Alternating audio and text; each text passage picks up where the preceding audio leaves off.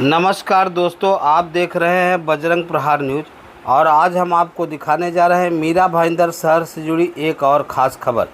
मीरा भाईंदर शहर में कांग्रेस पार्टी द्वारा कोकण विभागीय जिला निहाय अड़ावा बैठक मिलावा रखा गया था।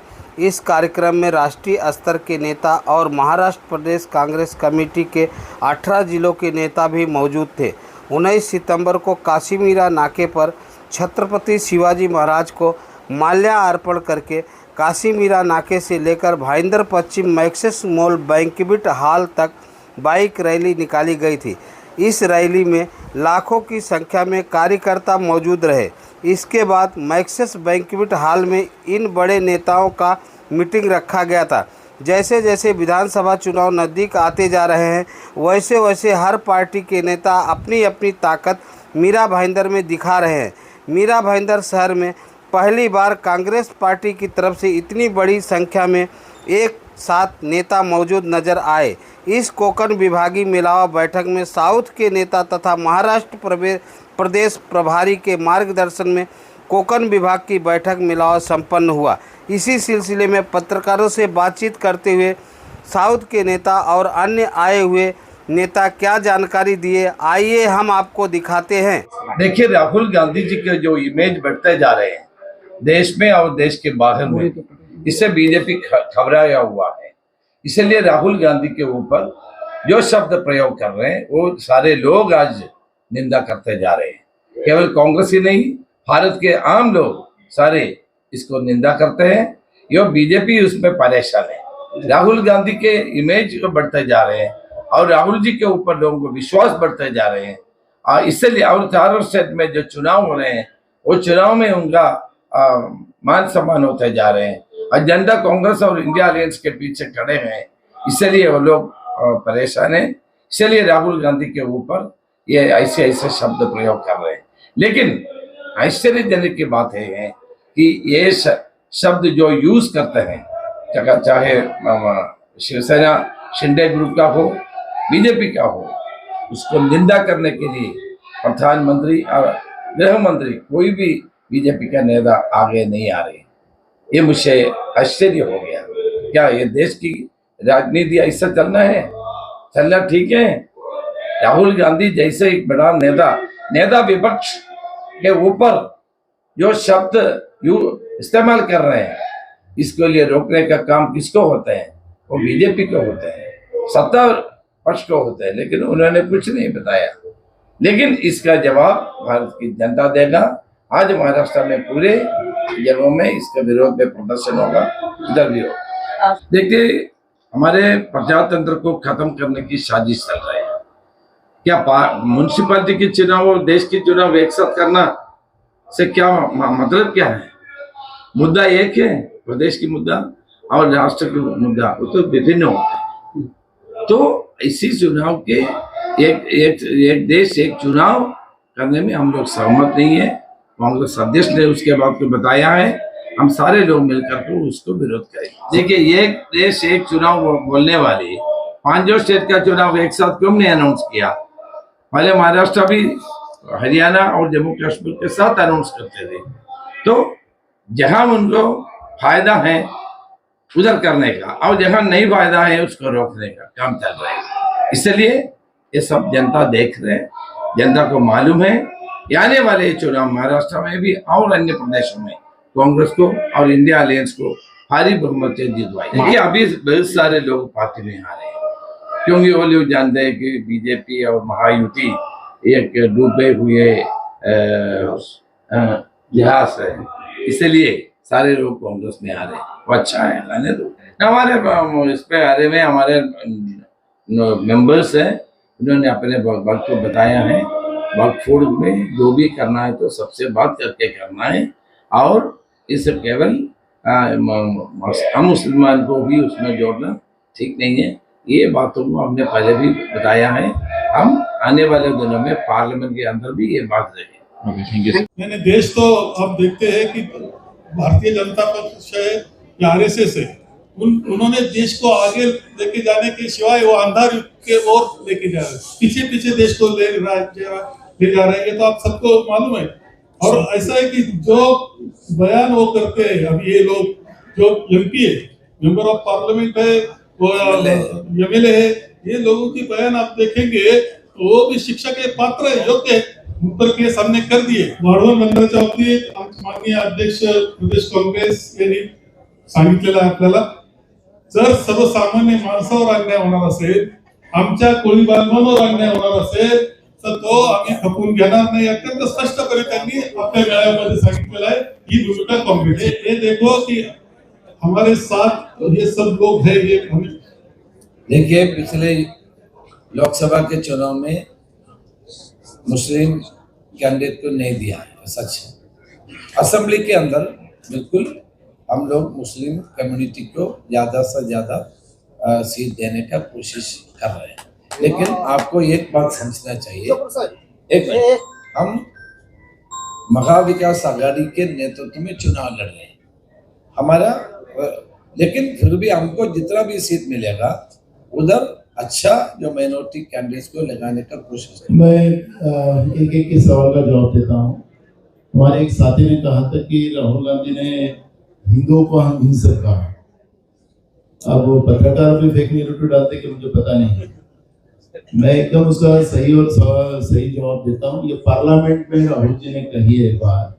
राहुल जी ने ये कहा है कि जो हिंसक होता है वो हिंदू नहीं हो सकता, और उन्हें मोदी जी की तरफ उंगली करके बताया कि आप हिंदू नहीं हो। देश के प्रधानमंत्री आज मणिपुर के बारे में एक शब्द नहीं बोल रहे हैं, और कि कल की घटना नहीं है, परसों की घटना नहीं है, 1 साल से वो घटना चल रही है। हमारी महिलाओं को निवस्त करके वहां पर उनकी इज्जत लूट कर उनको जलाया जा रहा है, युवाओं को जलाया जा रहा है, पूरा इंसानियत खत्म हो चुकी है।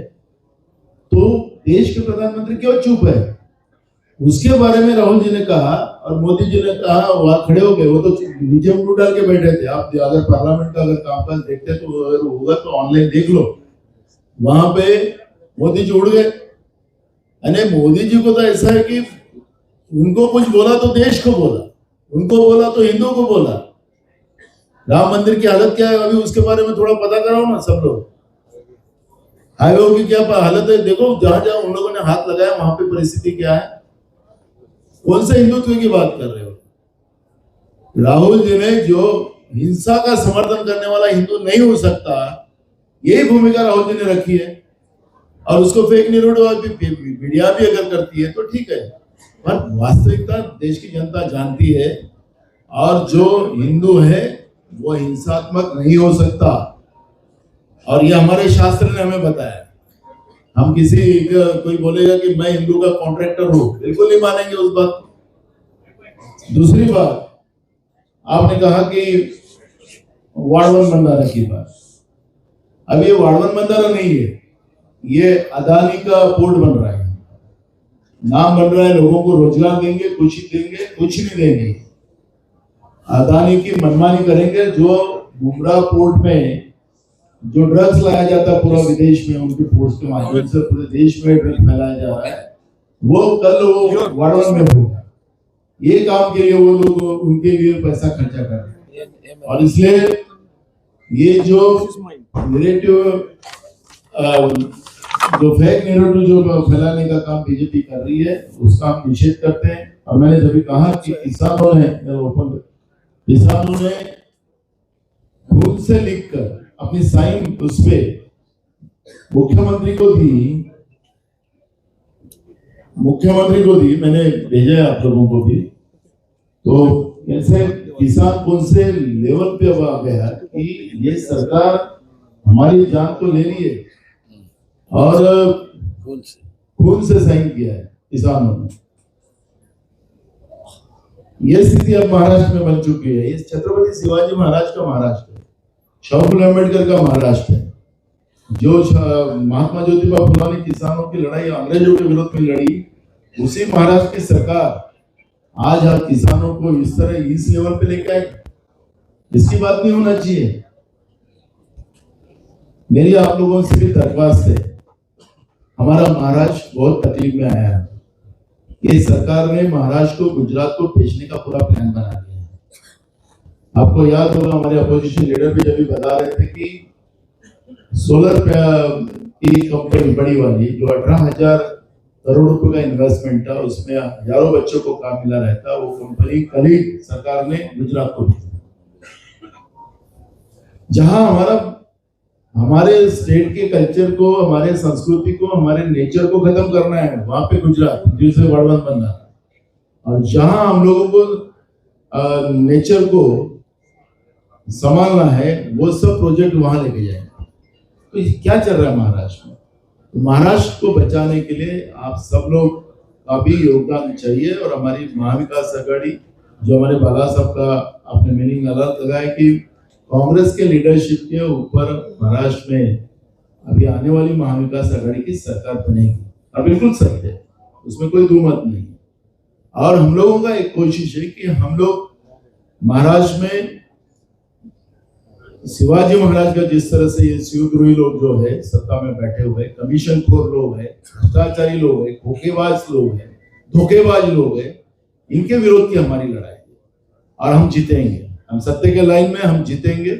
और महाराष्ट्र जो हमारे यशवंतराव चौहान साहब, हमारे वसंतदादा पाटिल से लेके अभी तक के जितने भी लोगों ने काम किया है, उसको उसी लेवल पे पूरा महाराष्ट्र लाएंगे। आज पूरे 10 लाख करोड़ का कर्जा इस महाराष्ट्र पे लोगों ने करके रखा है। नवंबर में तो पगार भी नहीं होगा कर्मचारियों का, ये परिस्थिति है। आज चलने के रास्ते नहीं है, गड्ढे ही गड्ढे बने हुए हैं। लोग बोलते हैं विकास की बात करते, कहाँ गया पैसा? आज मीरा भाईंदर में भी देखो तो क्या हालत है।